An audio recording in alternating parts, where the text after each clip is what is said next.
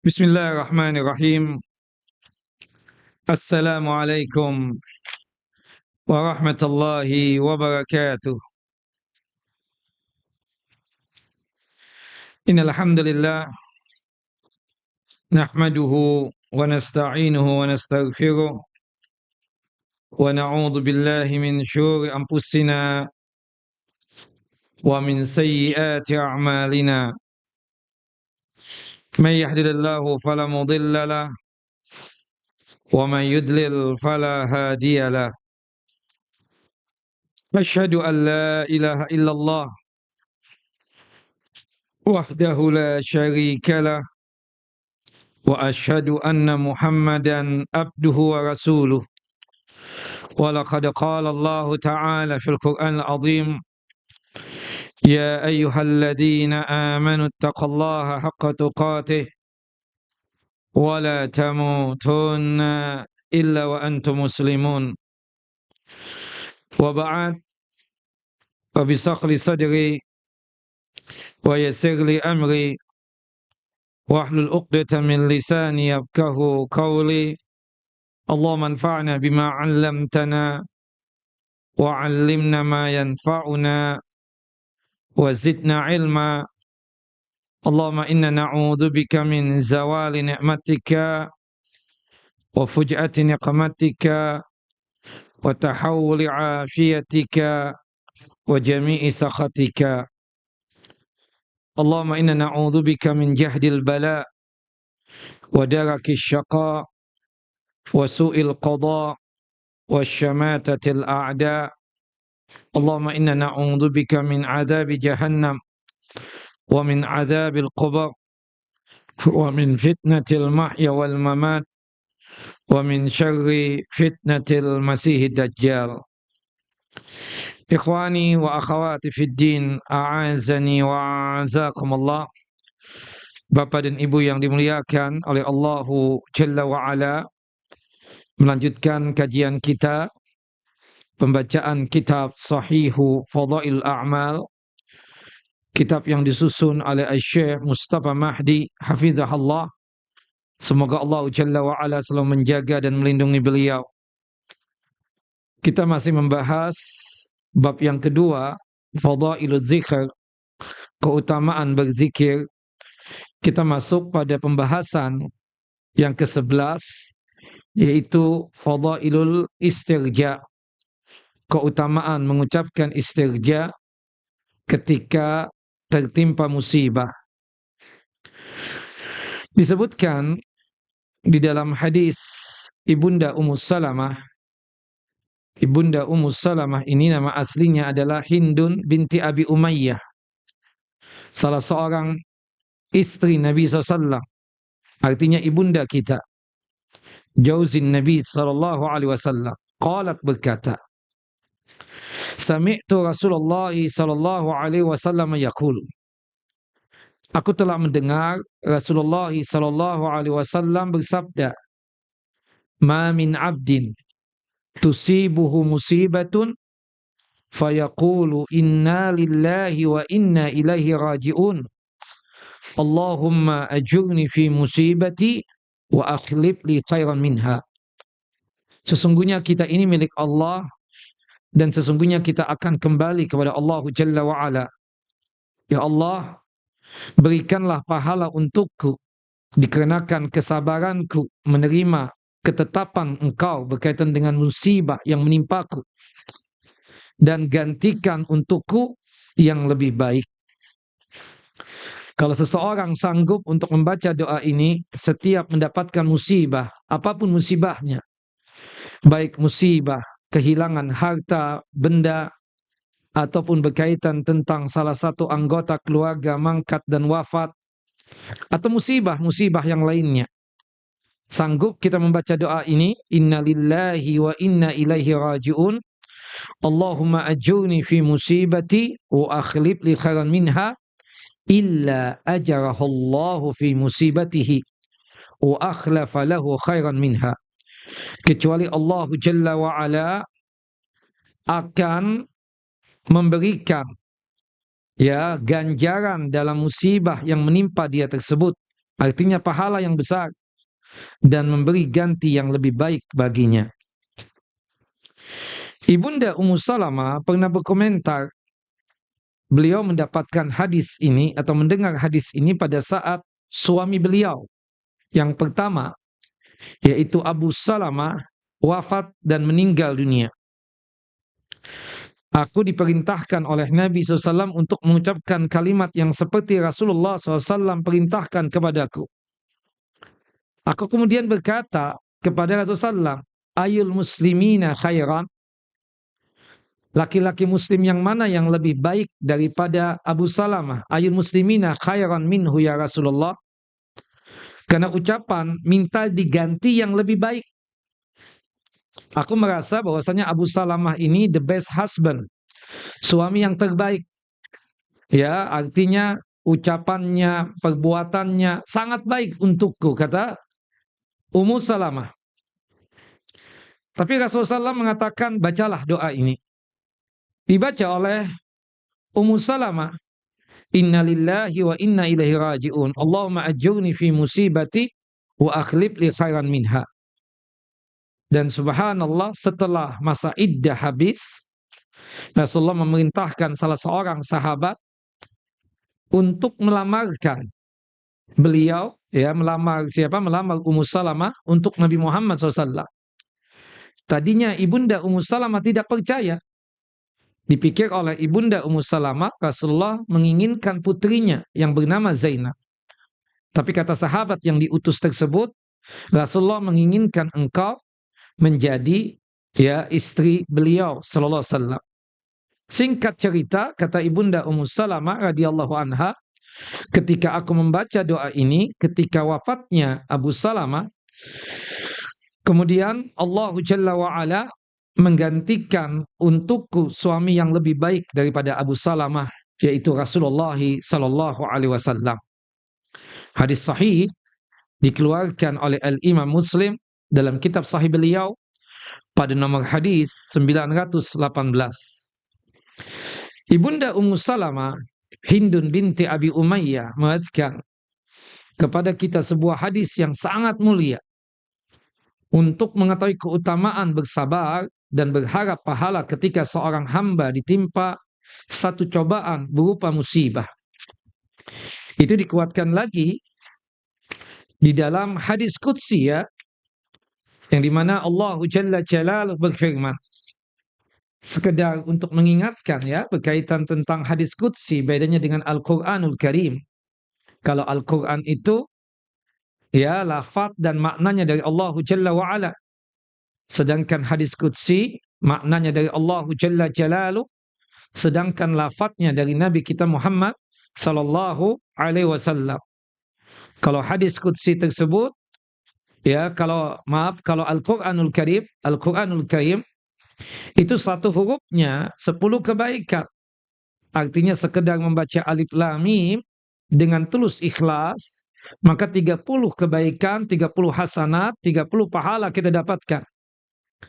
Kemudian hadis qudsi, insyaallah kalau kita membacanya dapat pahala, tapi tidak sama sebagaimana kita membaca Al-Quranul Karim.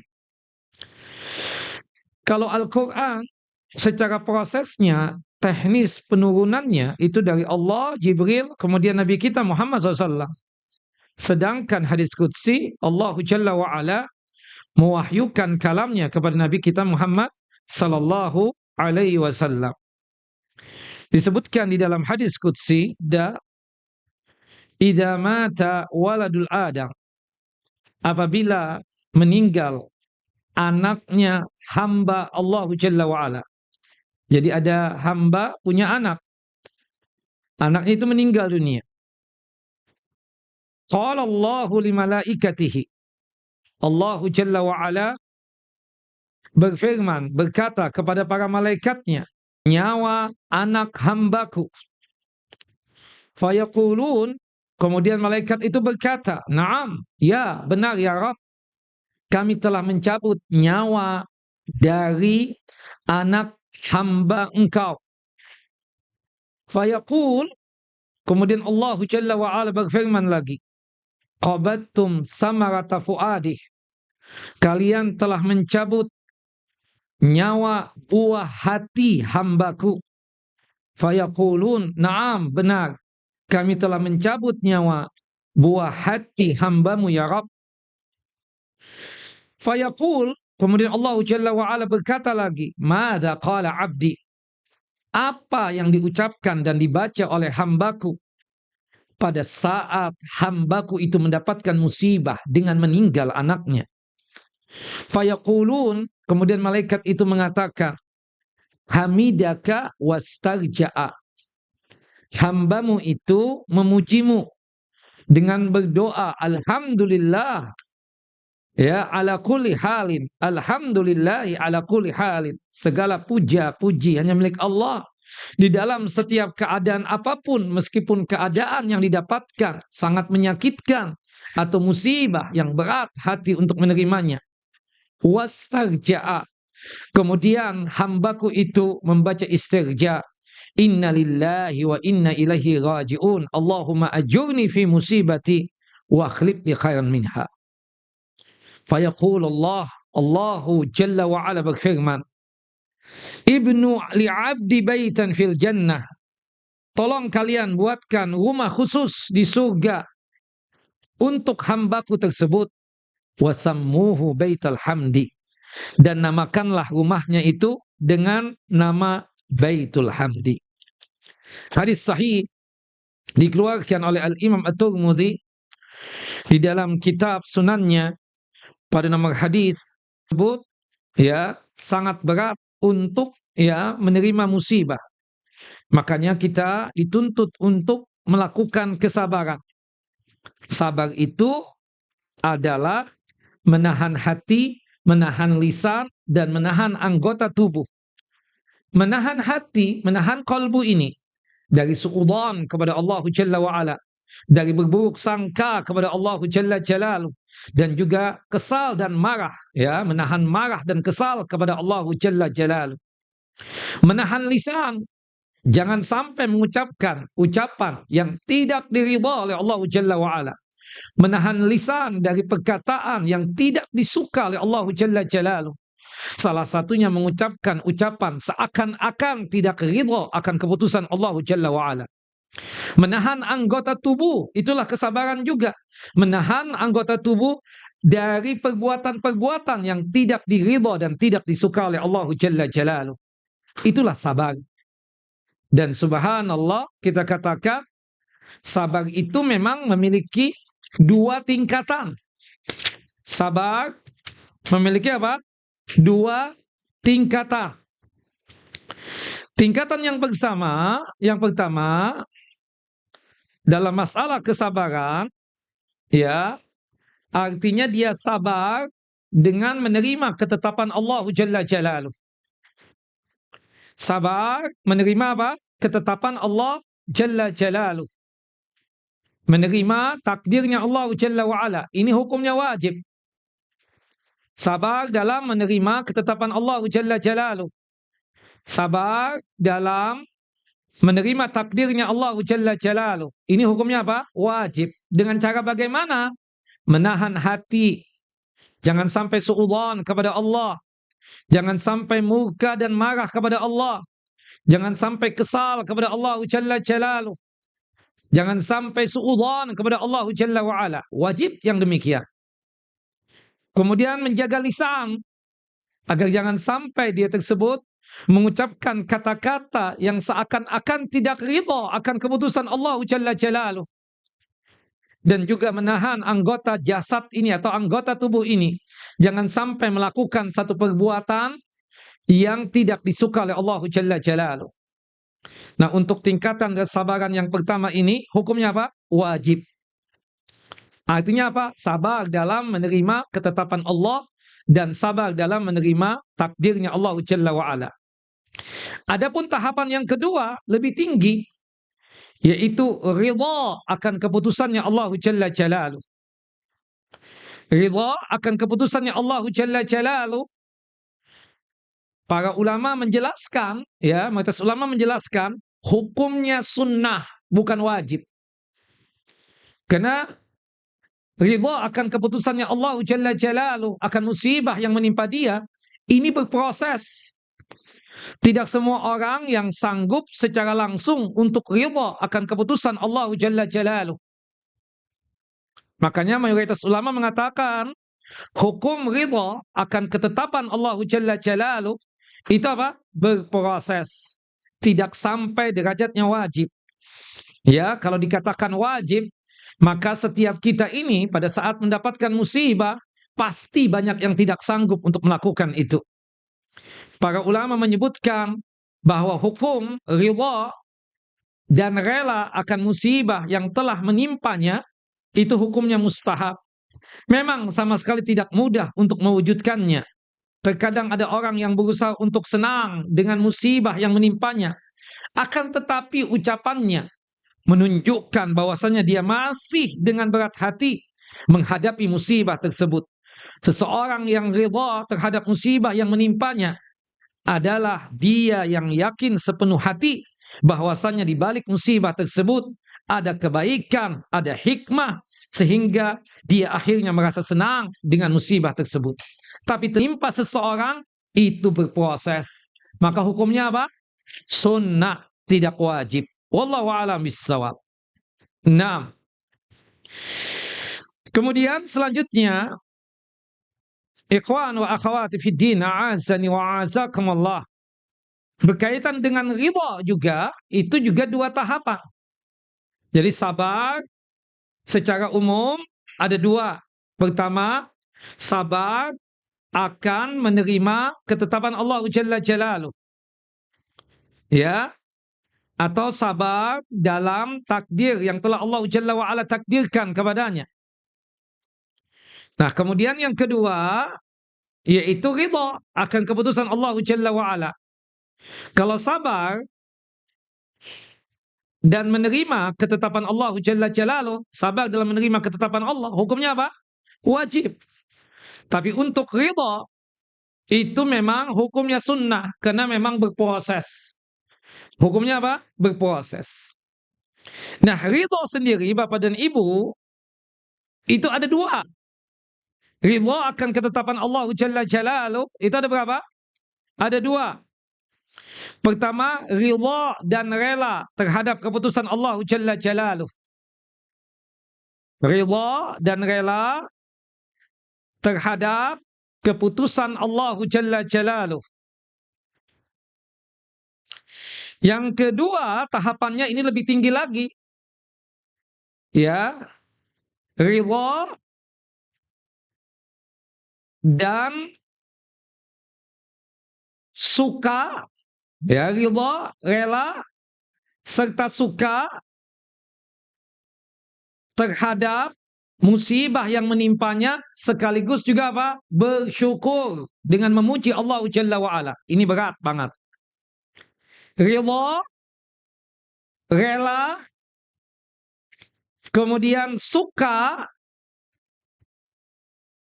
akan keputusan Allah Jalla Jalaluhu berkaitan dengan musibah yang menimpanya, sekaligus, ya ini poin yang paling, sekaligus bersyukur kepada Allah dengan cara bertahmid atau memuji Allah Jalla Jalaluhu.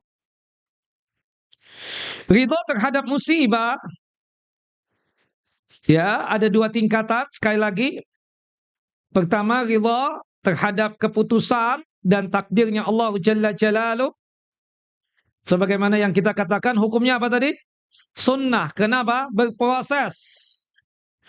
Kemudian yang kedua, ini tahapan yang lebih tinggi lagi, ridha dan rela atau suka terhadap musibah yang menimpanya, sekaligus bersyukur kepada Allah dengan cara memuji Allah Jalla Jalaluhu.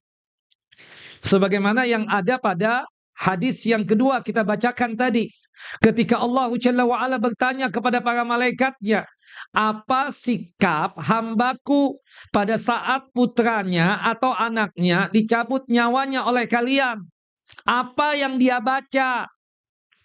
Kemudian dijawab oleh para malaikat, hamidaka wastarja'a. Dia telah memuji engkau ya Rabb, dengan mengucapkan alhamdulillah ala kulli halin. Kemudian membaca kalimatul istirja, innalillahi wa inna ilaihi rajiun.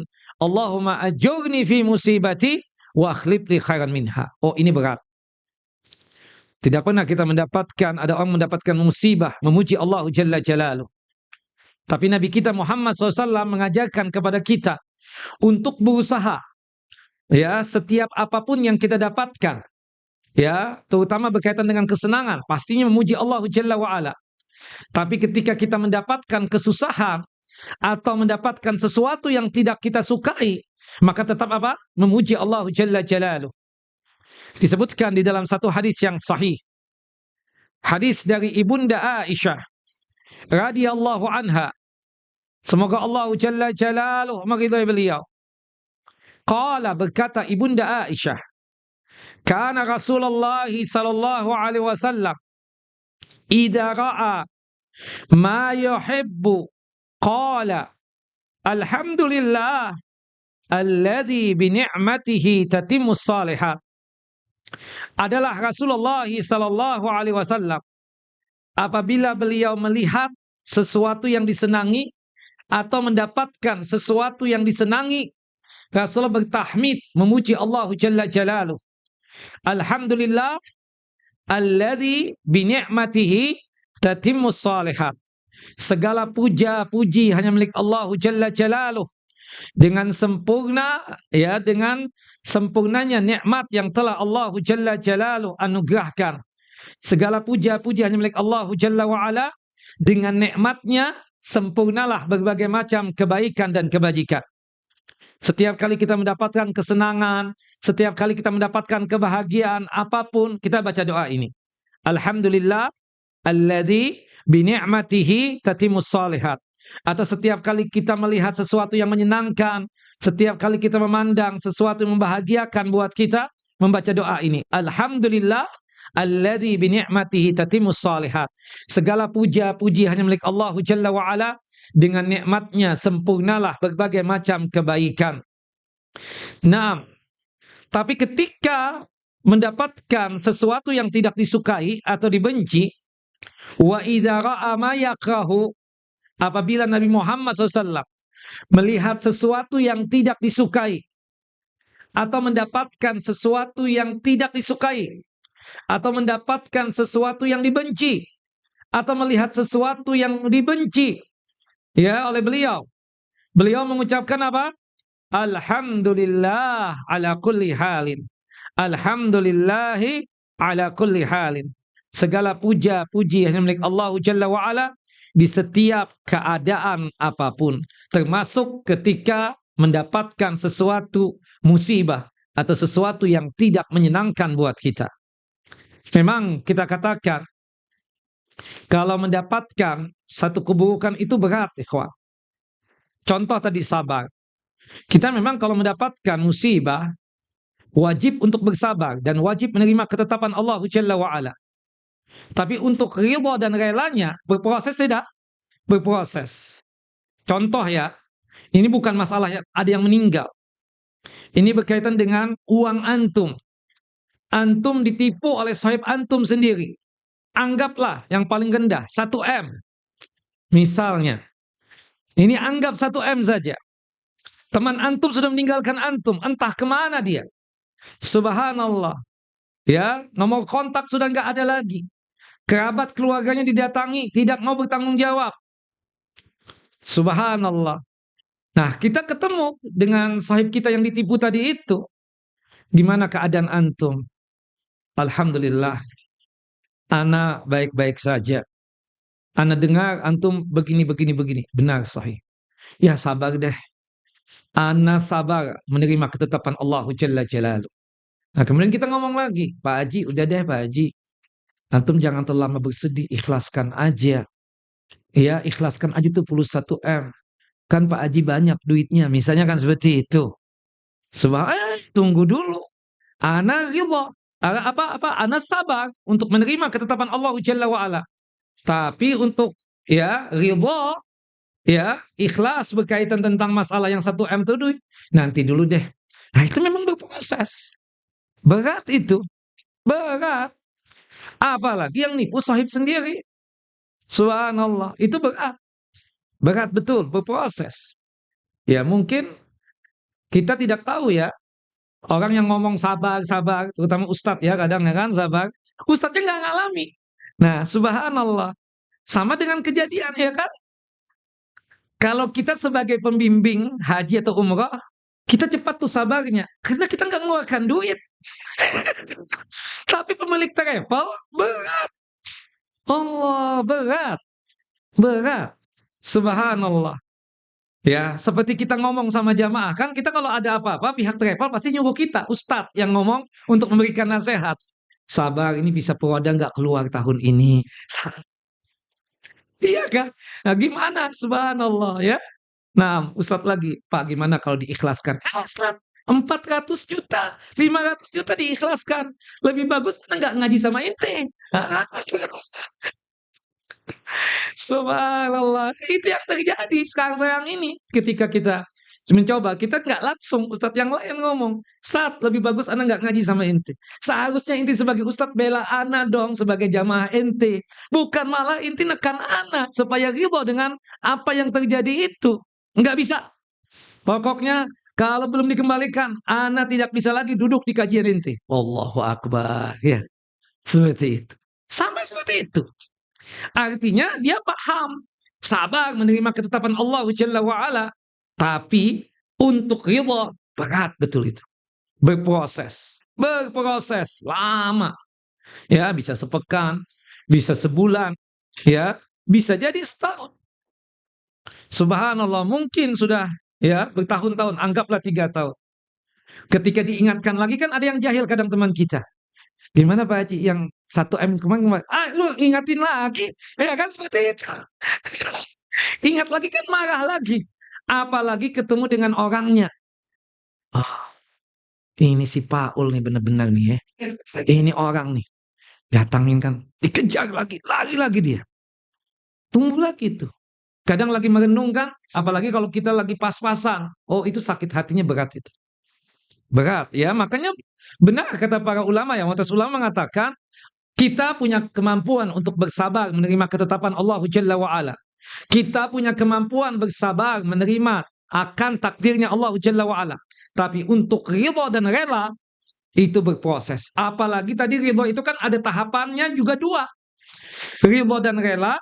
Dan yang keduanya itu ridho, rela, suka, sekaligus bersyukur dengan mengucapkan tahmid. Alhamdulillah ala kulli halin. Nggak ada tuh, kita nggak mungkin juga berani. Udah deh Pak Haji, baca tuh Alhamdulillah ala kulli halin dengan hilang 1 M. Ya, yang ada kita dipukul oleh orang tersebut.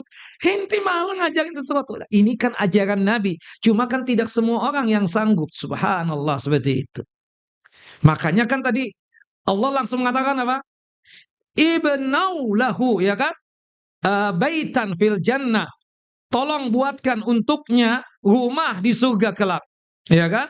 Wasammuhu Baitul Hamdi, dan namakan rumahnya itu dengan sebutan apa?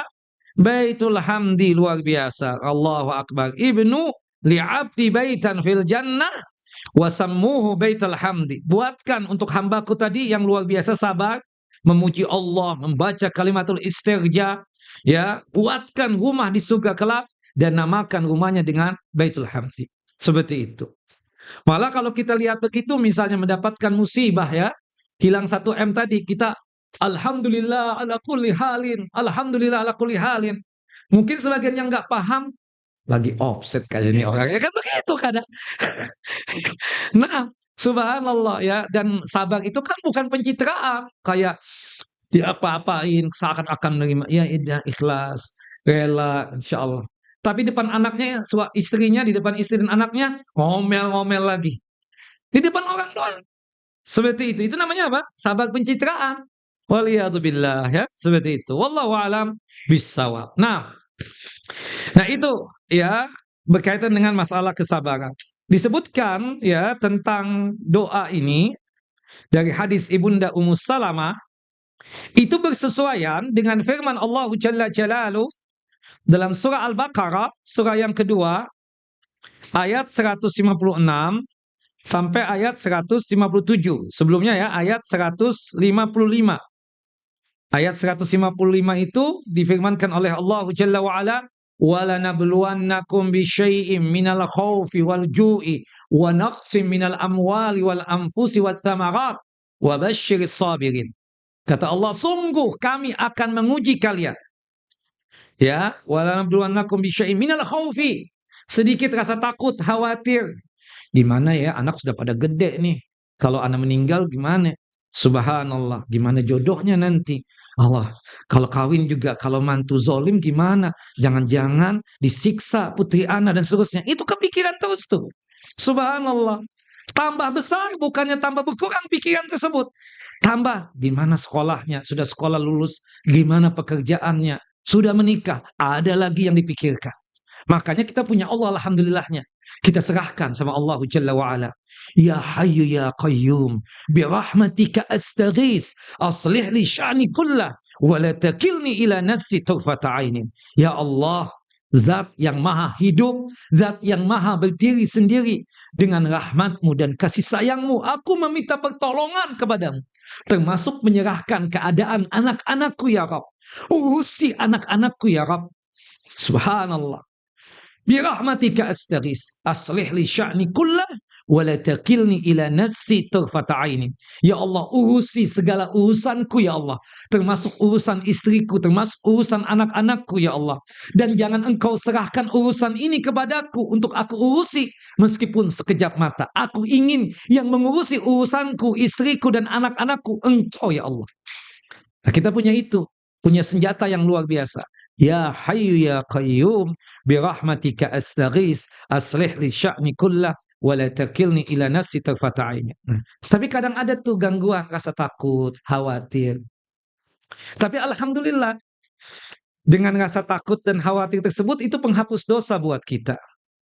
Ya, walalam lakum bi syai'in minal khaufi wal ju'i, rasa lapar. Makanya kan adanya anak itu kita tambah pelit kok. Itu kan yang disabdakan oleh Nabi SAW. Tambah anak itu bukannya kita tambah royal, enggak. Kita kepikiran, oh, anak gue aja belum nih, mikirkan nanti. Gimana ya, itu, dan seterusnya. Sehingga membuat kita apa? Jadi bakhil. Seperti itu. Cobaan bukan? Coba. Takut kekurangan nanti. Wala nabluwakum bisyai'in minal khaufi wal ju'i. Rasa lapar, nanti dia lapar kesian. Wa naqsi minal amwal, kekurangan harta. Kita enggak ingin apa yang pernah kita rasakan. Kita subhanallah dulu jalan kaki ke sekolah, naik angkot.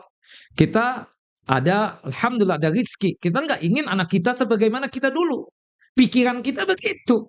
Subhanallah. Ya mungkin sebagian orang enggak deh, biarin dia belajar sendiri. Rasa takut juga. Anak kita perempuan, kalau jalan sendirian ada apa nanti? Subhanallah. Jangan-jangan ada beras begitu. Subhanallah. Termasuk berkaitan dengan diuji oleh Allah Jalla wa dengan kefakiran, kemiskinan dan seterusnya.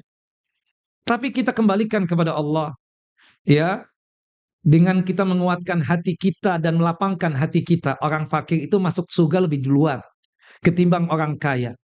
Orang fakir masuk masuk surga 4 tahun perbandingannya dengan orang kaya 40 tahun kata Nabi SAW. Dalam riwayat yang lain 500 tahun. Orang fakir dulu yang masuk surga baru orang kaya. Kenapa? Karena orang kaya itu lama hisapnya. Karena hisapnya ada 2. Min aina iktasabahu wa fima anfaqahu. Dari mana dia mendapatkan ini fulus, harta, dan kemana dia belanjakan. Allahu Akbar. Nah jadi kita katakan, ya kita tetap mensyukuri kan. Kefakiran, kemiskinan juga tetap disyukuri. Meskipun banyak orang yang tidak kuat seperti itu. Padahal ya orang fakir, orang miskin itu bukan berarti Allah tidak suka dengan dia. Ketidaksukaan Allah Jalla wa'ala ketika seorang hamba tidak mau taat kepada Allah Jalla Jalaluh. Orang kaya bukan berarti Allah suka dan senang kepadanya. Orang yang Allah Jalla wa'ala sukai kalau orang tersebut sanggup untuk taat kepada Allah dan jauh daripada apa? Maksiat. Yaitu menjadi hamba yang bertakwa. Wallahu a'lam bishawab. Wa naqsi minal amwal wal anfusi. Ada salah satu anggota keluarga kita dimangkatkan, diwafatkan oleh Allah Jalla wa'ala. Diuji juga seperti itu. Makanya kata sahabat yang mulia Abdullah ibnu Mas'udin radhiyallahu an, tidaklah ada di suatu rumah canda tawa, kecuali di rumah tersebut pasti ada tangisan. Dan juga tidaklah di suatu rumah tersebut ada anggota baru yang terlahir. Pastinya juga di rumah itu ada anggota yang akan dimangkatkan dan diwafatkan oleh Allah Jalla Jalaluhu. Ya, tinggal menunggu waktu saja, karena itu menjadi sunnatullah, menjadi sesuatu yang sudah digariskan oleh Allah Jalla wa'ala. Ketika ada anggota keluarga yang meninggal dunia, itu adalah satu keniscayaan. Tinggal sikap kita, mau tidak, untuk membaca istirja. Inna lillahi wa inna ilaihi raji'un. Allahumma ajurni fi musibati wa akhlif li khairan minha. Termasuk juga wassamarat. Bisa jadi kekurangan buah-buahan. Maksudnya apa? Gagal panen. Kan seperti itu. Ini takdir Allah Jalla Jalaluhu. Dan termasuk ujian-ujian yang lainnya. Termasuk yang teman kemarin yang gagal berangkat haji. Subhanallah. Termasuk juga yang memang, maaf, sudah store tapi hartanya belum kembali. Disuruh untuk apa? Bersabar. Maka dikatakan, wabasyiris sabirin. Berbahagialah orang yang bersabar tersebut. Good news buat orang yang bersabar tersebut. Siapa mereka? Alladzina idza asabathum musibah qalu inna lillahi wa inna ilaihi raji'un. Mereka sanggup untuk membaca kalimatul istirja. Inna lillahi wa inna ilaihi raji'un. Allahumma ajurni fi musibati wa akhlif li khairan minha. Kalau sanggup membaca itu, ulaika alaihim salawatum min rabbihim wa rahmah. Mereka itulah yang mendapatkan salawat dari Tuhannya mereka. Maksudnya apa salawat di situ? Adalah berbagai macam kebaikan dia dapatkan. Ampunan dosa, iya. Diberikan rahmat, iya. Kemudian rizki dimudahkan, iya. Dipastikan dia tersebut disayangi oleh Allah Jalla wa'ala. Wa ulaika humul muhtadun. Mereka itulah orang-orang yang selalu mendapatkan petunjuk. Nah, kata salawat di dalam ayat ini, makna asalnya adalah doa. Salawat dari Allah berarti tazkiyah, pensucian dari Allah Jalla wa'ala. Maksudnya, pensucian apa? Orang yang sanggup bersabar, dipastikan dosa-dosanya itu diampuni oleh Allah Jalla wa'ala. Kata ini berbentuk jamak, plural, yang menunjukkan betapa banyaknya dan beragamnya Allah Jalla wa'ala mencurahkan salawat, pensucian dan pengampunan dosa-dosa untuk para hambanya yang sanggup untuk mengucapkan kalimatul istirja, inna lillahi wa inna ilaihi raji'un, ketika tertimpa musibah. Al-Hafidz Ibnu Katsir rahimahullah rahmatan wasi'ah, ketika menjelaskan tentang firman Allah Jalla wa'ala, ya, surah Al-Baqarah, surah yang kedua, ayat 155 sampai ayat 157, ya, kata Al-Hafidz Ibnu Katsir, khususnya pada ayat 156, yaitu orang-orang yang apabila ditimpa musibah, mereka berkata, inna lillahi wa inna ilaihi raji'un. Maksudnya, mereka menghibur diri mereka dengan mengucapkan kalimat ini ketika mengalami musibah, serta menyadari bahwa mereka ini milik Allah, dan apa yang ada pada dia itu hanyalah milik Allah. Allah berhak memperlakukan hambanya sesuai dengan yang dikehendakinya. Mereka mengetahui, hamba-hamba itu sangat mengetahui, tidak ada sesuatu sekecil apapun yang terluputkan dari Allah Jalla wa'ala di hari kiamat kelak. Kesadaran ini membuat para hamba itu mengakui kehambaan mereka kepada Allah Jalla wa'ala, bahwa mereka akan kembali kepada Allah Jalla wa'ala di negeri akhirat. Oleh sebab itu Allah Jalla Jalaluhu menghabarkan dan menginfokan bahwa Allah Jalla wa'ala memberikan salawat yang datang dari Allah Jalla wa'ala kepada para hamba yang sanggup untuk bersabar menerima ketetapan Allah Jalla wa'ala sebagai balasan atas kesadaran dan pengakuan mereka tersebut. Nah, terkait keutamaan kalimatul istirja, sekelompok ulama mengatakan kesabaran ini bukanlah dengan mengucapkan istirja inna lillahi wa inna ilaihi raji'un dengan lisan semata, tetapi kesabaran ini adalah dengan mengucapkan dengan qalbu dan lisan.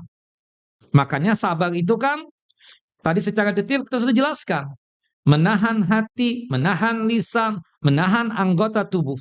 Dan ketika kita membaca kalimatul istirja, betul-betul dihayati oleh kalbu dan hati ini, dan lisan untuk mengucapkan, dan anggota tubuh ini untuk membuktikan bahwasannya kita ini betul-betul sabar.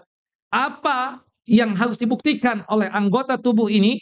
Dengan menjalankan perintah Allah Jalla Jalaluh dan meninggalkan larangan-larangan Allah Jalla wa'ala. Apa yang diperintahkan oleh Allah Jalla wa'ala pada saat seseorang mendapatkan musibah? Bersabar, menerima ketetapan Allah Jalla Jalaluh. Kemudian apa larangan Allah Jalla wa'ala pada saat kita mendapatkan musibah? Meninggalkan segala bentuk larangan-larangan Allah Jalla wa'ala. Jangan sampai kita tersebut niyahah, meratapi orang yang sudah meninggal dunia. Jangan sampai kita ini, maaf, berburuk sangka kepada Allah, suudzon kepada Allah Jalla wa'ala. Jangan sampai lisan kita ini mengucapkan kata-kata yang tidak disuka oleh Allah Jalla Jalaluh. Jangan sampai anggota tubuh ini melakukan perbuatan yang tidak diridha dan tidak disuka oleh Allah Jalla Jalaluh. Nah, itulah yang disebutkan oleh para ulama.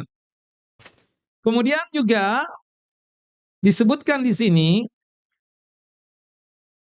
untuk kalimatul istirja ini diucapkan dengan hati dan lisan. Artinya hati menghayati, lisan mengucapkan. Seraya mengingat tujuan dari penciptaan diri hamba tersebut, bahwa hamba akan dikembalikan kepada penciptanya. Juga dengan mengingat nikmat yang telah Allah Jalla wa'ala anugerahkan kepadanya, agar hamba itu mengetahui bahwa nikmat yang tidak diambil oleh Allah Jalla wa'ala berkali-kali lipat jumlahnya dari apa yang diambil oleh Allah Jalla Jalaluh. Artinya kita merasakan sampai kita meninggal dunia, terutama nikmat ya iman dan Islam tidak diambil oleh Allah Jalla Jalaluh sampai kita mati. Itu yang harus dijaga. Termasuk nikmat-nikmat yang lainnya banyak kok. Subhanallah, alhamdulillah sampai hari ini kita bisa mendengar, sampai hari ini bisa melihat. Alhamdulillah sampai hari ini kita bisa bicara, sampai hari ini kita bisa berjalan. Wallahi kalau kita ini ya, hati kita ini sanggup untuk mensyukuri nikmat Allah Jalla wa'ala dengan kita melihat orang yang kondisinya berada di bawah kita. Coba rajin-rajin berkunjung dan membesuk orang sakit. Kita lihat ada teman kita yang stroke, sudah tidak bisa jalan. Subhanallah, kalau tidak bisa jalan itu, langit kayaknya runtuh. Langit kayaknya runtuh. Setiap hari kita lihat tembok dan seterusnya. Ketika kita ke kamar mandi dipapah oleh anak kita. Ya kalau punya anak. Ya kalau anak perhatian. Bayangkan kalau nggak punya anak. Bayangkan juga kalau ada orang yang tidak perhatian. Betapa sedihnya. Termasuk berkaitan dengan nikmat mata. Allahu Akbar, kita bisa melihat. Bayangkan kalau kita sudah tidak bisa melihat. Betapa beratnya yang tadinya kita tersebut bisa melihat. Mendengar juga seperti itu. Tadinya kita bisa mendengar, tahu-tahu tidak bisa mendengar. Betapa beratnya.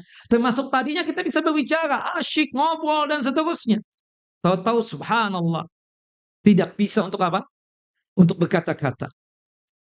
Makanya kadang kalau kita mendapatkan teman yang stroke itu sering-sering kunjungi. Pandangannya kosong kan. Kita ajak bercanda juga dia sudah nggak fokus. Kadang kita melihat dia cuma apa yang dibayangkan, apa yang dihayal kita kan nggak tahu. Kita tanya lagi gimana? Saya senyum. Enggak. Kita tahu nih orang dulu bercanda, tapi nggak pernah mau lagi. Subhanallah. Orang lewat sana cuma lihat gitu saja. Orang ini padahal tegur, selalu menegur orang. Apa kabar, sehat, dan seterusnya. Cuma melongo aja begitu. Haula wala quwata illa billah ya. Makanya penting memang ya, kalau kita punya teman, orang dekat kita, atau mungkin itu abah kita, atau mungkin siapapun om kita misalnya. Kalau dalam kondisi yang seperti itu, kita berusaha untuk sering-sering mengunjungi dia, membesuk dia.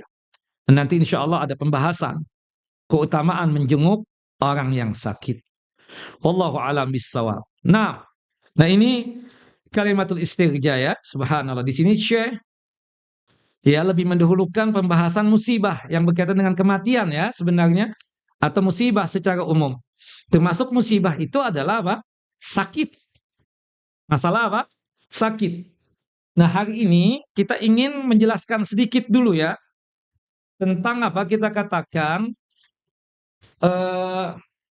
tentang keutamaan ya dari orang yang sakit. Apa keutamaan daripada orang yang sakit tersebut? Nah, berkaitan dengan orang yang sakit itu ada beberapa keistimewaan, hikmah di balik orang yang sakit. Kita paham bahwasannya sakit adalah sebagai cobaan dan ujian dari Allah Jalla Jalaluh. Kata Nabi kita Muhammad sallallahu alaihi wasallam di dalam satu hadis yang sahih, "Inna idhamal jazaa'i ma'a idhamil bala." Sesungguhnya pahala besar didapatkan melalui cobaan yang besar pula. Wa innallaha idza ahabba qauman ibtalahum. Apabila Allah Jalla wa ala mencintai satu kaum, maka Allah Jalla wa ala akan memberikan cobaan kepadanya. Faman radhiya falahu ridha. Barang siapa yang ridha dan rela serta menerima ketetapan Allah Jalla wa ala, maka Allah Jalla wa ala akan meridhoinya dan akan mencintainya. Waman sakhita falahu sukhtu. Barang siapa yang murka dan benci akan cobaan dan musibah yang Allah cobakan untuknya, maka Allah Jalla wa ala akan murka kepadanya. Nah, hendaknya kita sebagai hamba Allah Jalla wa ala yang beriman, kita harus yakin sakit itu adalah cobaan yang Allah Jalla wa ala cobakan kepada kita. Harusnya kita merasa apa? Ridha dengan ketetapan Allah Jalla Jalaluh. Dengan bagaimana? Bersabar atas apa yang ditimpakan kepada kita. Artinya menjaga hati, jangan sampai suudzon kepada Allah, marah kepada Allah, ya kesal kepada Allah, hilangkan. Jangan sampai juga mengucapkan kata-kata yang Allah Jalla wa ala tidak ridha, dan juga jangan sampai melakukan perbuatan yang Allah Jalla wa ala tidak ridha. Kenapa saya harus sakit ini? Kenapa saya harus sakit itu? Dan seterusnya. Enggak usah. Ini ujian yang Allah Jalla wa ala ujikan untuk kita. Tidak lain untuk apa? Menambah keimanan kita kepada Allah Jalla Jalaluh. Makanya bagi orang yang sakit atau saudara-saudara yang sedang sakit atau teman-teman yang sedang sakit, pastikan husnudzon kepada Allah. Berbaik sangka kepada Allah Jalla Jalaluh. Ingat satu hadis Nabi SAW dari sahabat yang mulia Suhaib radhiyallahu anhu. Semoga Allah Jalla Jalaluh meridai beliau. Ya. Qala Rasulullah sallallahu alaihi wasallam. Rasulullah sallallahu alaihi wasallam bersabda, "Ajaban li amril mu'min, inna amrahu kullahu khairan." Sungguh sangat menakjubkan perkaranya orang mukmin tadi. Sesungguhnya perkaranya orang mukmin tersebut kullahu khairun. Semuanya tersebut baik. Semuanya tersebut apa? Bagus. Walaisa dzaka li ahadin illal mu'minin. Ya. Dan tidak didapatkan hal itu oleh seseorang pun kecuali kalau dia memang beriman kepada Allah Jalla Jalaluh. Apa itu?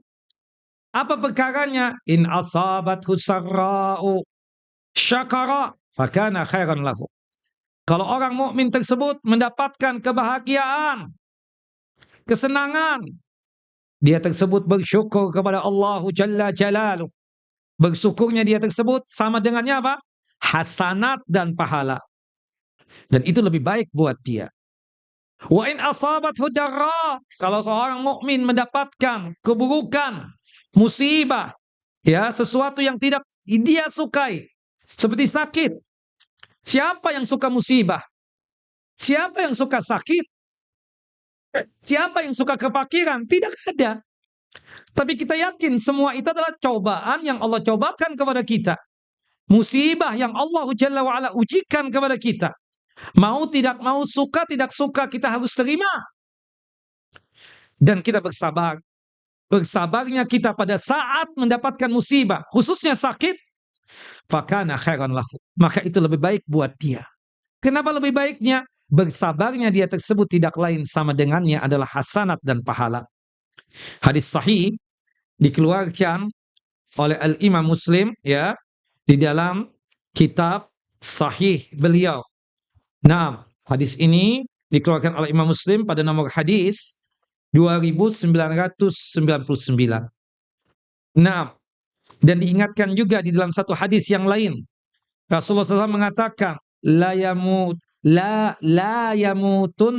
yamutunna ahadukum illa wa huwa yuhsinu dhanna billahi azza wa jalla. Janganlah salah seorang di antara kalian mati, meninggal dunia, kecuali dia dalam kondisi berbaik sangka kepada Allahu Jalla wa'ala. Naam. Taib, apa saja keuntungan orang yang sakit ini? Kita syukur muslim ya. Ternyata sakitnya orang muslim itu yang pertama yang didapatkan adalah penghapus dosa, kafaratuz dzunub. Sakit adalah menghapuskan apa? Dosa-dosa orang yang sakit dari kalangan kaum muslimin. Dalilnya Ustaz, hadis dari Abu Sa'id Al-Khudri radhiyallahu an dan juga hadis dari Abu Hurairah radhiyallahu an. Qala Rasulullah sallallahu alaihi wasallam. Rasulullah sallallahu alaihi wasallam bersabda, "Ma yusibul muslima min nasabin wala wasabin wala hammin wala husnin wala adhan wala ghammin hatta syauka yushakuha illa kaffarahallahu biha min khataya." Tidaklah seorang muslim tertimpa satu kelelahan, capek. Suku kita muslim. Lelahnya kita, capeknya kita, itu sebagai caranya Allah Jalla wa'ala untuk menghapuskan dosa-dosa kita. Meskipun dosa-dosa kecil ya. Tapi subhanallah, kita bekerja ini lelah. Kita ya mendatangi suatu tempat itu lelah, capek. Capek pikiran kadang, capek hati, capek juga badan. Suku kita mukmin. Lelahnya kita, capeknya kita, itu tidak lain apa? Penghapus dosa. Termasuk juga capeknya seorang ustadz yang mengajar, capeknya kita yang belajar, itu ternyata apa? Penghapus dosa.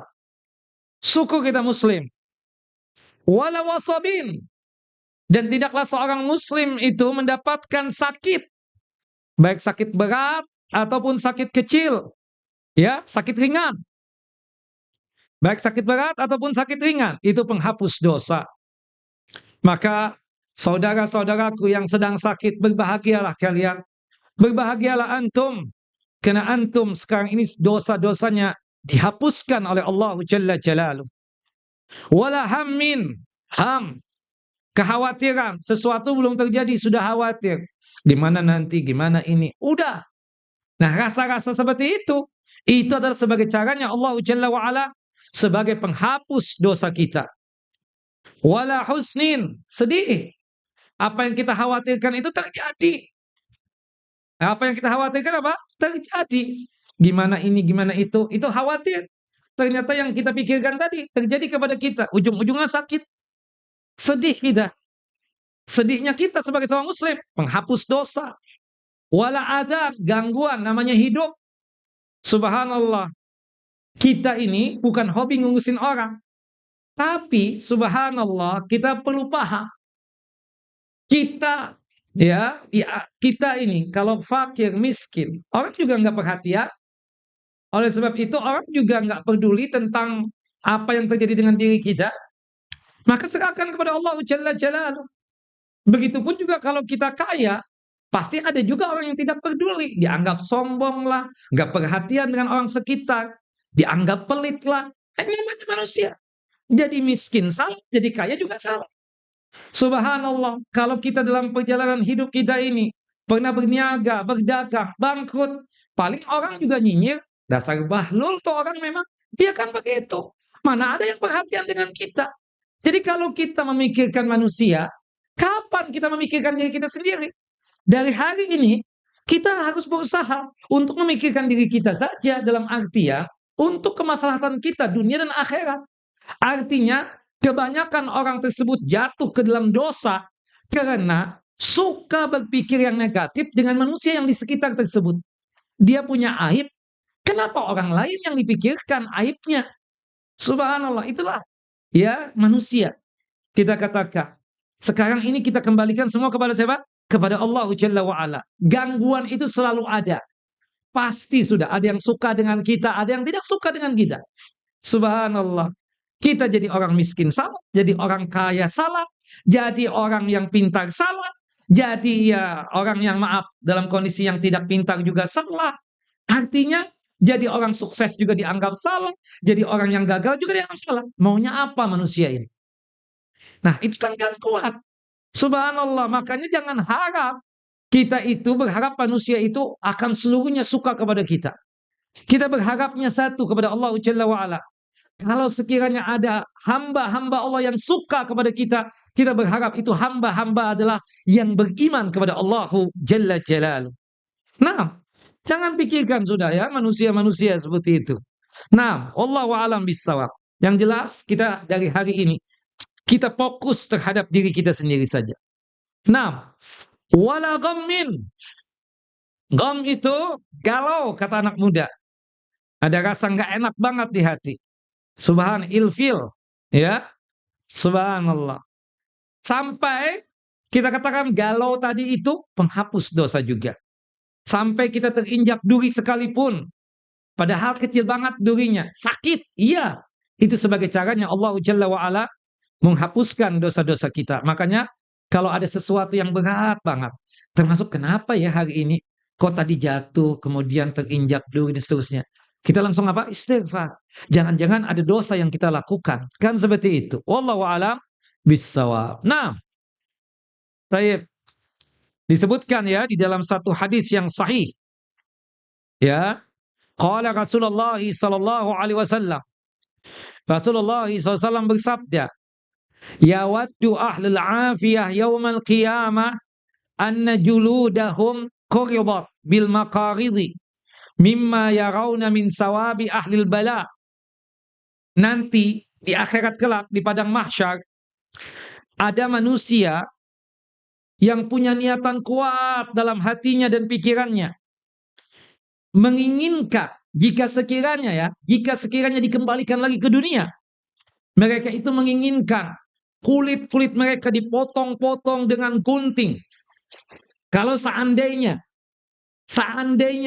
dikembalikan lagi ke dunia, orang-orang yang sehat walafiat ini berharap betul ingin dikembalikan kemana? Ke dunia. Kalau memang terjadi dikembalikan ke dunia, orang-orang yang sehat ini berharap apa? Kulit-kulitnya itu ya dipotong-potong dengan gunting. Kenapa? Kok bisa begitu? Karena mereka melihat betapa besarnya pahala orang-orang yang tertimpa musibah dan cobaan di dunia. Salah satunya sakit. Subhanallah, ada orang yang beramal beribadahnya biasa, tahu-tahu di akhirat memiliki keistimewaan keutamaan. Ternyata orang itu ketika di dunia cacat. Orang itu ketika di dunia sakit. Subhanallah, sebab itu Allah memberikan kemuliaan untuknya. Pahala besar yang didapatkan. Bukan berarti kita berharap sakit ya. Cuma ini motivasi dari Nabi SAW. Spirit dari Nabi. Kalau kita sakit itu ternyata apa? Penghapus dosa. Kemuliaan yang luar biasa yang didapatkan. Dari siapa? Dari Allahu Jalla Jalaluh. Jelas Bapak Ibu? Itu yang pertama. Sakit penghapus dosa-dosa. Yang kedua, dengan sebab sakit menambah pahala. Menambah pahala. Disebutkan di dalam satu hadis yang sahih, ya, hadis dari Abu Hurairah radhiyallahu anhu. Tidak ada orang yang suka sakit, bukan begitu? Tidak ada yang suka musibah. Itu pasti. Ya, nggak boleh kita mengatakan kita ini suka musibah, nggak boleh. Salah satunya berjumpa dengan musuh. Kata Nabi kita Muhammad SAW di dalam satu hadis yang sahih ya, hadis yang dikeluarkan oleh Al-Imam Al-Bukhari dalam kitab sahih beliau pada nomor hadis 2966. Ayyuhan nas la tatamannau liqa'al adu. Wahai manusia, jangan berharap kalian bertemu dengan musuh. Nah, ini ujungnya. Wasallallahu al-afiyah. Wasallallahu al-afiyah.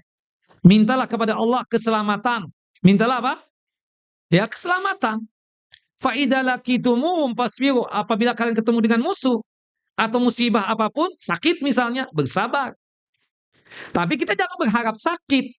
Tapi kata Nabi dalam hadis Abu Hurairah, seandainya Allah Jalla wa'ala mengujikan kepadaku sakit, kalau boleh memilih sakit yang aku harapkan itu, yang tertimpa kepadaku adalah sakit demam panas.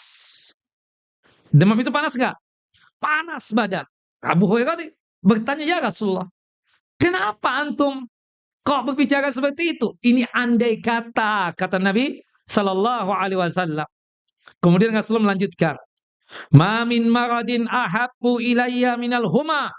Tidak ada penyakit dan sakit yang paling aku sukai kecuali penyakit demam. Kenapa? Li'annaha tadkhulu fi kulli adwin minna. Karena sesungguhnya sakit demam itu, panasnya itu masuk di setiap anggota tubuh ini, termasuk di sel-sel tubuh, termasuk di darah. Dan ingat, wa innallaha azza wa jalla yu'ti kulla adwin qistuhu minal ajar. Sesungguhnya Allah yang maha perkasa lagi maha mulia memberikan pahala di setiap anggota tubuh yang dikenai sakit panas tadi itu. Apa pahala besar itu, banyak sekali pahalanya. Sakit panas itu kan seluruhnya, dari kepala, badan, jari, jemari, itu yang kelihatan. Belum lagi yang sel-sel tubuh, belum lagi darah dan seterusnya. Berapa jumlahnya sudah? Pahala yang dia dapatkan. Allahu Akbar. Hadis sahih ya, dikeluarkan oleh Al-Imam Al-Bukhari di dalam kitab Adabul Mufrad, dan hadis ini disahihkan oleh Syekh Nasir Albani di dalam kitab Sahihu Al-Adabil Mufrad pada nomor hadis 503. Nah, kemudian yang ketiga, Bapak dan Ibu yang dimuliakan oleh Allah Jalla wa'ala, sebab sakit menambah derajat dan martabat di dunia ataupun di akhirat. Naam. Disebutkan dalam satu hadis yang sahih, hadis dari Salman Al-Farisi radhiyallahu an, semoga Allah Jalla Jalaluh meridhai beliau. Beliau dan sahabatnya membesuk orang yang sakit ya di daerah Kindah. Falamma dakhala alaihi, ketika Salman dan sahabatnya ini sudah sampai di rumah orang yang sakit, bahkan berjumpa dengan orang yang sakit, tahu-tahu Salman mengatakan, abshir, abshir, good news buat engkau yang sakit. Kaget orang yang sakit ini. Kenapa man? Kok antum ngomong begitu? Sakit kok kabar gembira? Kata Salman Al-Farisi, sami'tu Rasulullah SAW yaqul, aku telah mendengar Rasulullah SAW bersabda, fa inna maradal mu'mini yaj'aluhu Allahu lahu kafaratan wa musta'taban. Sesungguhnya orang mukmin yang sakit atau penyakit yang dialami oleh orang mukmin tersebut itu tidak lain sebagai caranya Allah Jalla wa'ala untuk menghapuskan dosa-dosanya, wa musta'taban, dan sebagai caranya Allah Jalla Jalaluh untuk menaikkan dan meningkatkan derajat dan martabatnya. Ya salam. Di sisi Allah Jalla wa'ala, derajatnya orang mukmin yang sakit itu adalah memiliki derajat yang tinggi. Maka oleh sebab itu Bapak dan Ibu, siapapun di antara kita yang sedang sakit atau kerabat kita yang sakit, kabarkan kabar gembira ini. Orang yang sakit itu dia dosa-dosanya diampuni oleh Allah Jalla wa'ala. Orang yang sakit itu pahalanya besar. Orang yang sakit itu derajat martabatnya apa? Tinggi. Kemudian yang keempat, doanya orang yang sakit mustajab. Itu fadilah, keutamaan ya. Subhanallah. Dalilnya Ustaz, hadis dari sahabat yang mulia Abu Nuhailah Al-Bajali. Abu Nuhailah Al-Bajali. Dan ini dari hadis yang juga diceritakan oleh Abdullah ibnu Abbas radhiyallahu anhuma. Ya. Ceritanya Abu Nuhailah Al-Bajali sedang sakit. Ya, ketika berperang dia tertimpa apa? Rumiya bis-saham, terkena anak panah. Subhanallah.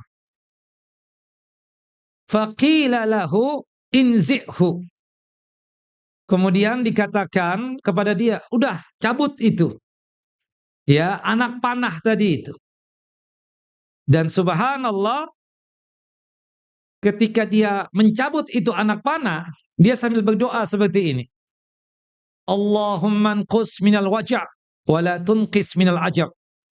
Ya Allah, ya hilangkan sakitku ya Allah dengan aku ya mengalami musibah ini, terkena anak panah.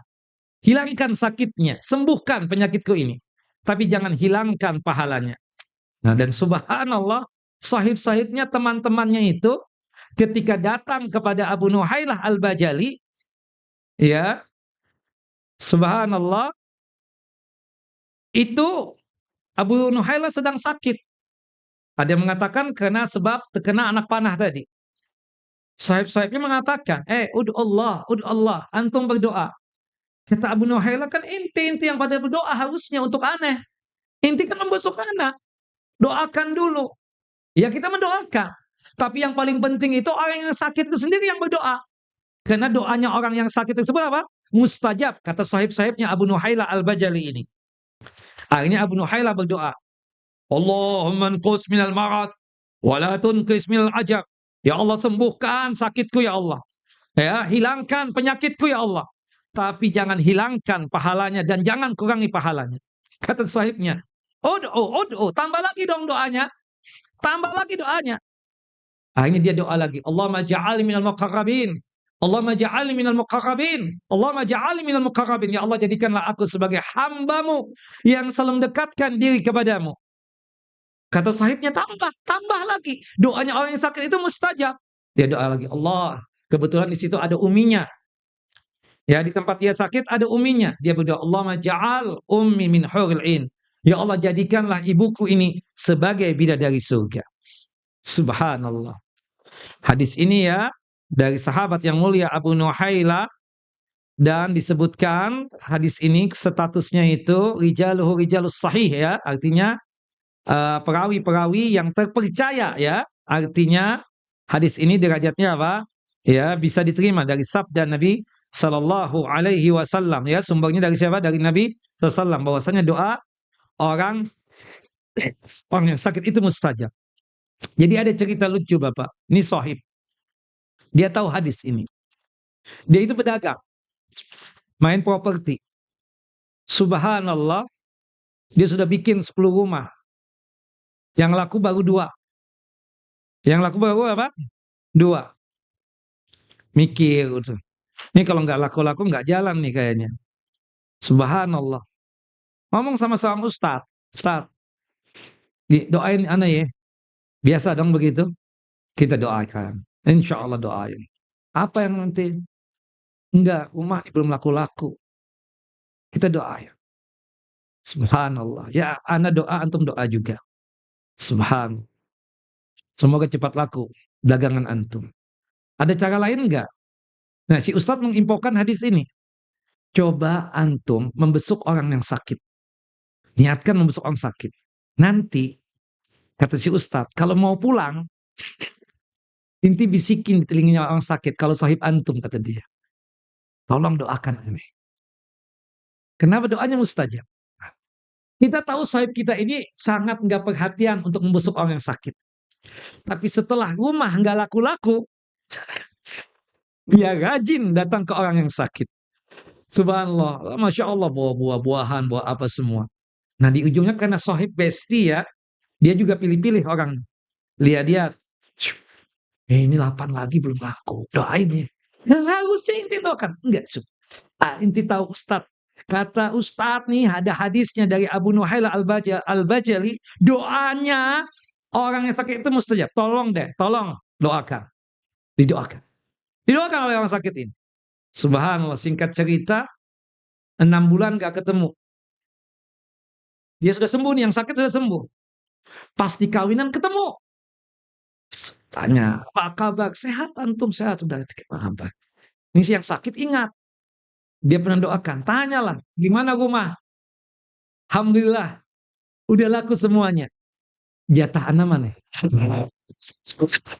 Anak yang doain. Subhanallah, doanya orang sakit apa? Mustajab. Allahu akbar. Nah, ini apa? Ya kita bolehlah ya berikhtiarnya dengan seperti itu. Nggak ada masalah ya. Nah, subhanallah, apalagi kita kenal dekat dengan seseorang ya. Kita minta doa begitu boleh nggak? Boleh saja, tidak mengapa. Karena doa orang yang sakit apa? Mustajab. Yang kelima, nah ini mumpung kita sehat nih. Kita beramal semampu kita, sekuat kita ya. Dalam artian salat duha jangan ditinggalkan, qobliyah ba'diyah juga jangan ditinggalkan, tahajud dan witir jangan ditinggalkan. Termasuk kalau kita bisa puasa, entah puasa Nabi Daud, kalau nggak sanggup Senin Kemis, kalau nggak sanggup Ayyamul Bid, ya kan? Kenapa? Karena kalau kita sakit, kita kan nggak mungkin lagi melakukan itu. Apalagi sakitnya berat. Apalagi untuk puasa. Kayaknya nggak mungkin lagi sudah. Nah, berhubung kita waktu sehat, suka melakukan amal soleh, maka apa? Pahala-pahala dari ibadah yang kita kerjakan tadi, entah sholat atau puasa, tetap mengucur dan mengalir. Allahu Akbar. Dikatakan oleh Nabi kita Muhammad sallallahu alaihi wasallam di dalam hadis yang sahih ya, qala Rasulullah sallallahu alaihi wasallam, Rasulullah sallallahu alaihi wasallam bersabda, "Ma kana lahu amalun ya'maluhu fashaghalahu anhu maradun aw safarun."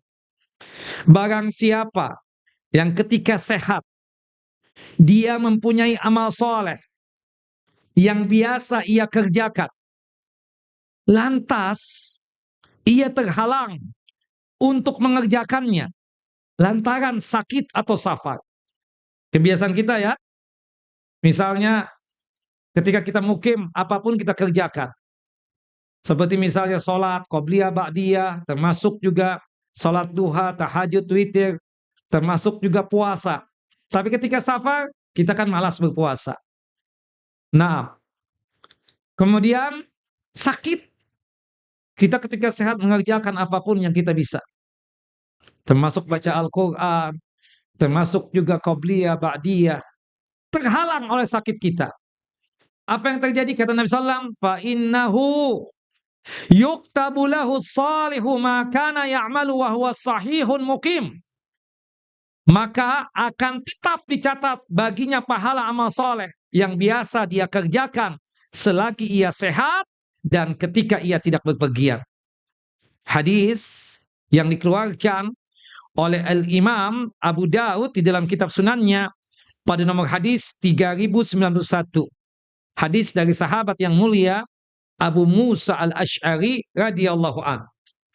Dalam riwayat yang lain disebutkan, idza maridhal abdu aw safara, apabila seorang hamba sakit atau sedang melakukan safar, kutiba lahu mislu ma kana ya'malu muqiman sahihan, maka Allah Jalla wa ala akan menulis pahalanya seperti ia lakukan ibadah di masa sehat dan ketika dia mukim. Artinya apa, Bapak dan Ibu yang dimuliakan oleh Allah Jalla wa ala? Mumpung kita sehat, beramal saleh, beribadah. Kalau sakit belum tentu kita bisa mengerjakan itu. Hadis ini sahih ya, dikeluarkan oleh Al-Imam Al-Bukhari. Wallahu a'lam bissawab. Nah, ini fadilah ya, keutamaan yang kelima ya. Meskipun sakit, pahala tetap apa? Mengalir. Karena kita ketika sehat selalu apa? Beramal. Kemudian orang yang sakit apabila dia bersabar menerima ketetapan Allah Jalla wa ala sakit tadi, jaminannya apa? Surga. Jaminannya surga. Disebutkan dalam hadis yang dikeluarkan oleh Al-Imam Al-Bukhari dalam kitab Adabul Mufrad ya, dari sahabat yang mulia Abdullah ibnu Abbas. Jadi ada seorang perempuan namanya itu adalah Ummu Zufar. Qala hadhil mar'atu sauda. Ini perempuan negro ya, kulit hitam. Atatin Nabiya sallallahu alaihi wasallam. Dia datang kepada Nabi sallallahu alaihi wasallam. Faqalat inni usra'u Ya Rasulullah, sesungguhnya aku punya penyakit sara. Sara itu kayak ayam. Wa inni atakasyafu. Setiap kali aku terpapar penyakit ini atau didatangi oleh penyakit ini, aku tuh nggak sadar ya Rasulullah. Lepas pakaian, bugil. Aku malu ya Rasulullah. Fad'allah li. Tolong dong doakan aku agar aku sembuh dari penyakit sara atau penyakit ayan ini. Qala Rasulullah. Rasulullah kemudian memberikan arahan. In syi'ti sabarti walakil jannah. Kalau sekiranya anti ini bersabar, wahai Ummu Zufar, menerima ketetapan Allah Jalla Jalaluhu dengan sakit sorak yang engkau alami ini, engkau dapatkan ini, maka untuk kamu jannah, surga. Wa in syi'ti da'autullaha an yu'afiyaki. Tapi kalau sekiranya kamu ingin aku mendoakan agar kamu sembuh dari penyakitmu, aku doakan. Pilih yang mana Ummu Zufar? Faqalat, Ummu Zufar berkata, asbir, aku sabar, asal jaminannya surga. Tapi ya Rasulullah, tolong doakan aku.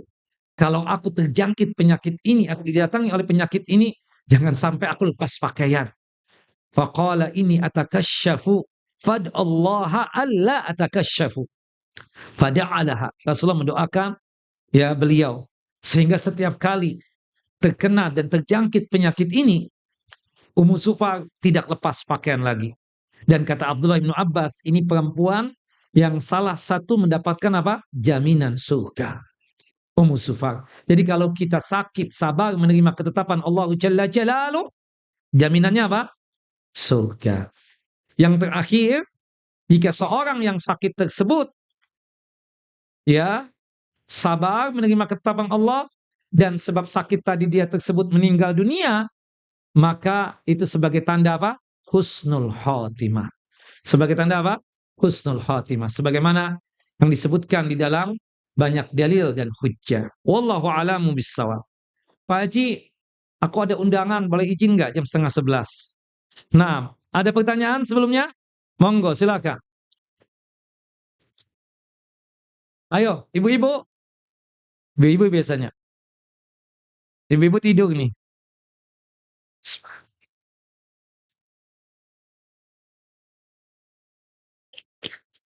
Nah, ada kan?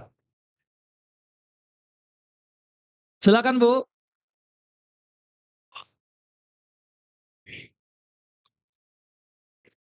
Silakan. Waalaikumsalam warahmatullahi wabarakatuh.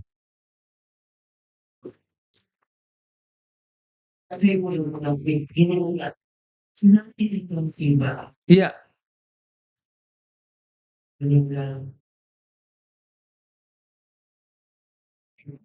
langsung ikhlas gitu kan. Orang curiga, senang suaminya meninggal. bukan begitu juga, Ibu. Insya Allah enggak. Kita enggak senang, enggak. Maksudnya begini loh. Ini dalam rangka ikhlas, rela akan keputusan Allah Jalla wa'ala. Bukan berarti ibu nyengir di hadapan orang. Alhamdulillah suami meninggal, Alhamdulillah suami meninggal. Sudah nggak kuat lagi ngurusin. Nggak begitu juga, enggak. Maksudnya itu akan keputusan Allah. Keputusan Allah dan ketetapan Allah terjadi. Bukan berarti kita senang supaya bisa kawin lagi. Enggak begitu juga. Enggak lah ibu, enggak begitu. Kita pasti menampakkan kesedihan itu masih ada. Tapi kan ketika teman itu memberikan nasihat, kita bilang aku sabar, aku ikhlas. Dengan ketetapan Allah Jalla wa'ala, aku ridha. Ya. Nah, kalau sekiranya ucapan setiap kali orang datang, Alhamdulillah suami udah meninggal. Enggak begitu juga. Ini enggak begitu untuk prakteknya ibu. Enggak seperti itu ya bu ya. Bukan begitu. Wallahu a'lam bishawab. Itu kenapa dianjurkan untuk memuji setiap musibah yang menimpa kita agar kita itu ada ridho akan keputusan Allah. Akan apa? Kita ridho akan ketetapan Allah Jalla wa'ala. Itulah maksudnya supaya di hati ini tidak ada rasa suudzon kepada Allah, tidak ada rasa marah kepada Allah, tidak ada rasa murka kepada Allah Jalla wa'ala. Itu maksudnya. Wallahu a'lam bishawab. Tapi ucapan itu nggak perlu diucapkan di setiap kali orang datang takziah. Alhamdulillah ala kulli hal. Alhamdulillah ala kulli hal. Nggak begitu juga Ibu. Wallahu a'lam bishawab. Jelas Ibu? Silakan. Iya Pak. Monggo. Ini suaminya kayaknya. Enggak ya, bukan. Kalau dari orang yang meninggal, terus ada yang iya itu nggak boleh ngomong ini ya. Yang buruk-buruk ya, tentang dia apa semua. Karena malaikat hadir kan pada saat itu dan mengaminkan ucapan-ucapan kita. Tidak ada pengaruh. Dalam artian, memang kan kalau orang itu baik, Pak, pasti mengatakan ucapan yang baik. Ini orang Masya Allah, baik, soleh. Diaminkan oleh malaikat. Berarti memang seperti itu. Tapi ketika kita pulang takziah nih, misalnya kita ngomong, Pak, tadi yang meninggal siapa, Pak? Fulan bin Fulan misalnya, kan seperti itu. Kenapa, Pak? Meninggalnya narkoba, narkoba. Kemarin sakau di malam teriak-teriak, tahu-tahu dengar jam 3 sudah koid katanya. Nah, misalnya kan begitu. Ya, ya Ustaz, narkoba kadang tidur di jalan saat kadang mabuk di jalan. Nah, itu kan berarti kan kita punya penilaian buruk terhadap dia. Nah, seperti itu yang dia dapatkan juga. Seperti itu juga yang dia dapatkan. Seperti itu. Bukan berarti ya penilaian itu. Kalau misalnya orang itu jahat memang ketika hidupnya. Kemudian kan kita dipaksa-paksa bilang baik. Nggak mungkin dong. Pasti kita mengingkari hati kita dan pikiran kita. Makanya kan jadi tidak benar tuh. Ada sebagian orang tuh. Ketika mayat mau dibawa tuh. Ya, kemudian mengatakan apa? Ketika mayat mau dibawa ke masjid untuk disolatkan. Atau mungkin dari masjid ke pemakaman. Oh, ayo Pak, kumpul Pak, kumpul. Nah, apain Pak? Pak Haji. Gitu. Isyhadu annahu min khalil khair. Khair. Saksikanlah ini orang baik, orang baik. Kita khair, khair, khair. Semuanya kan begitu. Enggak begitu juga. Wallahu alam. Pernah dengar begitu? Iya, iya. Ayo kumpul, Pak. Ayo kumpul. Isyhadu, isyhadu anna man syarek. Semua. Enggak, kalau dia orang jahat ya jahat aja. Jadi yang dimaksudkan oleh Nabi SAW itu memang dari hati kita gitu loh. Kita mengatakan si fulan Masya Allah dulu di waktu hidupnya banyak menyantuni janda. Ada kan di kampung ini jandanya ada sekitar 101. Semuanya dia yang menyantuninya. Anak tahu sendiri, anak pernah ngantarkan. Seperti itu. Kenapa ada istrinya nggak dari janda itu? Bukan, dia nggak mau. Karena dia ya artinya sudah menyantuni saja. Kebetulan yang disantuni semua nenek-nenek. Kan seperti itu misalnya. Nah artinya apa? Kita tahu kebaikan dia. Seperti itu. Nah itu Pak. Secara tidak langsung kita akan menyebutkan kebaikan dia ketika dia tersebut meninggal. Nah begitu juga kalau yang jahat. Pasti kita kan kalau nonton televisi ada yang meninggal.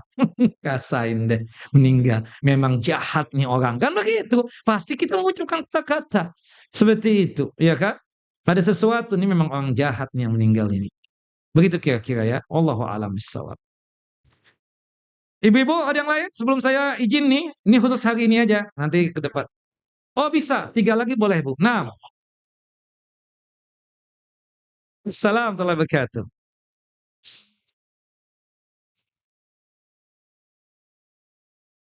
Yakin manusia berkendara dan berobat kemana-mana dan tidak juga semua. Sementara itu dia itu banyak dosanya. Kalau itu memang asumsi dia itu sehingga dia tidak Ya, paham Bu. ujian itu. Iya, itu ujian Bu. Ibu tahu Nabi Ayub alaihissalam gimana cobaannya luar biasa? Subhanallah. Sampai dikatakan oleh Allah Jalla wa'ala seorang hamba yang sangat sabar. Dan selalu kembali kepada Allah Jalla wa'ala. Bayangkan, cobaannya itu punya anak 22. Semuanya meninggal. Harta bendanya habis. Tadinya kaya raya. Fakir, miskin. Kemudian yang na'udzubillahnya lagi apa? Punya penyakit. Penyakitnya bau busuk. Kalau melihatnya itu mengerikan dan sangat geli. Atau jijik lah. Sampai membuat istri beliau sempat meninggalkan beliau. Kan seperti itu. Tapi Nabi Ayub alaihissalam sabar yang sangat luar biasa. Subhanallah. Allah Jalla wa'ala mengatakan bahwa Nabi Ayub itu adalah hamba yang sangat bersabar dan sangat kembali kepada Allah Jalla Jalal. Jadi husnuzon Bu. Husnuzon kepada Allah bahwasanya sebab sakit tadi yang dialami itu sebagai wujud cintanya Allah Jalla wa'ala kepada ibu. Dari situlah dosa-dosa ibu diampuni. Dari situlah pahala ibu meningkat. Dari situ juga martabat derajat ditinggikan oleh Allah Jalla wa'ala. Jika ibu bersabar menerima ketetapan Allah Jalla wa'ala berwujud sakit ini, maka jaminannya apa? Jannah dan surga. Ini kan luar biasa, Ibu. Allahu a'lam bishawab. Sabar Bu ya. Nah, dan kita jangan sampai berprasangka buruk seperti itu. Mungkin ada dosa, tapi dengan sakit tadi sudah terhapuskan. Jadi itu cobaan, disuruh lagi datang ke rumah sakit ini, oh enggak paten, disuruh lagi ikhtiar, datang ke rumah sakit yang satu, coba lagi, datang ke sana, datang ke milik ikhtiar, sampai nanti Allah Jalla wa'ala mewafatkan kita. Wallahu a'lam bishawab. Dan kalau kita wafat sebab sakit tadi, insya Allah itu sebagai tanda husnul khotimah. Meninggal dalam kondisi yang baik, meninggal dalam kondisi dosa-dosa terampuni, dan meninggal dalam kondisi amal saleh diterima oleh Allah Jalla wa'ala. Begitu kiranya Bapak dan Ibu. Pak Haji izin pamit ya. Alafu. Jazakumullah khairan. Wa sallallahu Muhammad wa ala ali Muhammad. Kama sallaita ala Ibrahim wa ala ali Ibrahim innaka Hamidun Majid. Allahumma barik ala Muhammad wa ala ali Muhammad. Kama barakta ala Ibrahim wa ala ali Ibrahim innaka Hamidun Majid. Kita tutup kajian kita dengan masing-masing kita membaca doa kafaratul majlis. Subhanakallahumma wa bihamdika asyhadu an la ilaha illa anta astaghfiruka wa atubu ilaik. Assalamualaikum warahmatullahi wabarakatuh.